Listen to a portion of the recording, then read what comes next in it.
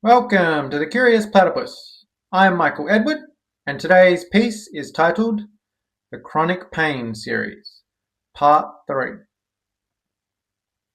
I'd been seeing my doctor since I was a kid, which meant our interactions had developed a familiar pattern. I'd enter his office, sit in the chair across from him, and wait for him to speak. "Hello, Michael," he'd say in a soft voice, before closing his eyes for a second too long as he did this odd sort of smile-nod thing to greet me. "Hey, how you going?" I'd say back, even though I didn't really expect an answer to the question I'd tacked onto the end of my greeting. He'd then ignore my weird greeting question and get things started by saying, "So, how can I help you today?"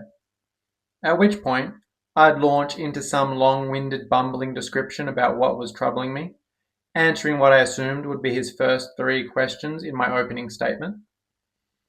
Then he'd pause, say, "I see," close his eyes again as he held the pause for an unreasonable length of time, before finally putting me out of my misery by asking the next question, which actually got the whole appointment rolling.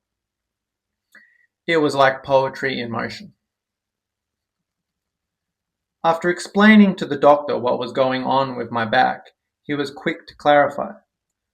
"So you didn't have a fall on your skateboard?" he asked, which wasn't a surprising question given the number of times I'd come to see him due to a skate-related injury. "No, not this time. I was bending down to pick something up. I wasn't even lifting anything. And since then, it's happened a bunch more times, all from rather innocuous movements," I replied. He murmured, before closing his eyes again. I took his to be a muffled acknowledgement that the seemingly non-existent cause that triggered my back spasms was kind of peculiar, which was certainly unnerving. I mean, you never want a doctor to be surprised or confounded by your ailment. You don't want him calling in his colleagues to say something like, "Get a load of this, will ya? Have you ever seen anything like that before?"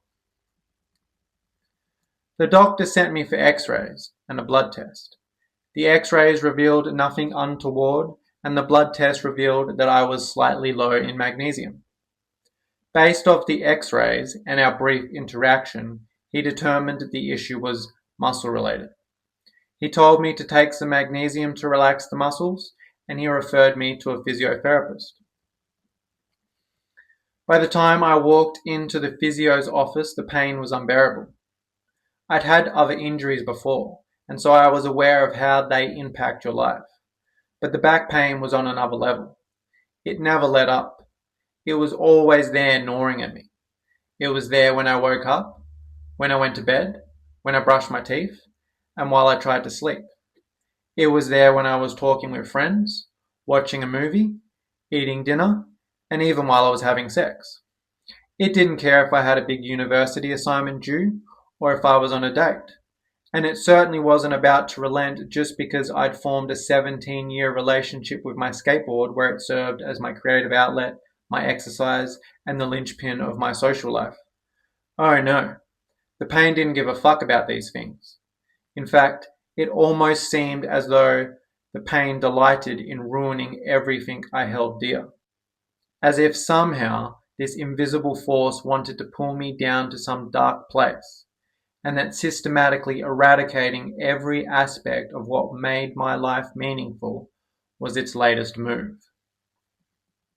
I liked my physio. She was cool in that self-assured way that you can't help but admire. During our first meeting, she laid out what she thought was going on with my back and how the exercises would help. Everything she said made sense, and it was delivered with a reassuring level of confidence. It was clear she believed in the efficacy of physiotherapy, and to a degree, so did I. It had, after all, helped me get over previous injuries, and so I started chipping away at the exercise program. Twice a day, every day, without fail, I'd bend and stretch and flex through my exercises. The program was designed so that each week the exercises would gradually increase in difficulty to slowly rebuild strength in the muscles around my back. On top of doing the exercises each day, at the beginning of every week, I'd also return to the physio's office to run through the program for the upcoming week. During these visits, I couldn't help but ask a bunch of questions to get a better handle on my injury. At first, I think my physio appreciated these questions, as she got to flex her knowledge, but pretty soon, my questioning seemed to get on her nerves. It wasn't that she didn't see the value in having all the knowledge you could about your injury. It was that some of my questions were unanswerable. I didn't realize at the time, but my questions were an echo of my analytic way of dissecting every little detail in search of certainty. I'd probe and prod everything in some attempt to find clear-cut answers to life's mysteries.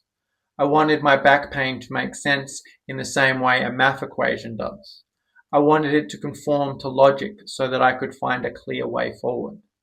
But much to her credit, my physio wasn't going to provide me with certainty just because I wanted it. Her confidence didn't come from there. It came from faith in the process. Another way of saying all this is that my physio and I saw things differently. But one day, she got a glimpse into how I saw the world. By then, she knew I was at university, and instead of answering my latest question, she said, "So, what do you study at university, anyway?" "Philosophy," I responded.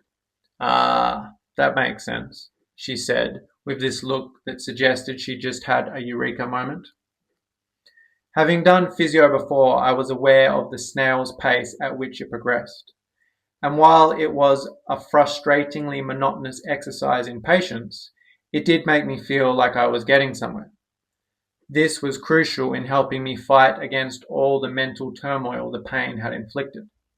Every rep was my way of warding off the frustration and sadness that threatened to overwhelm me.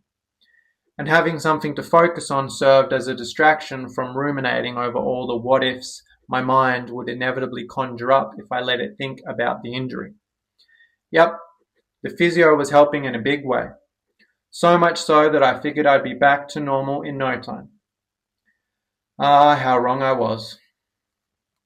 To be continued.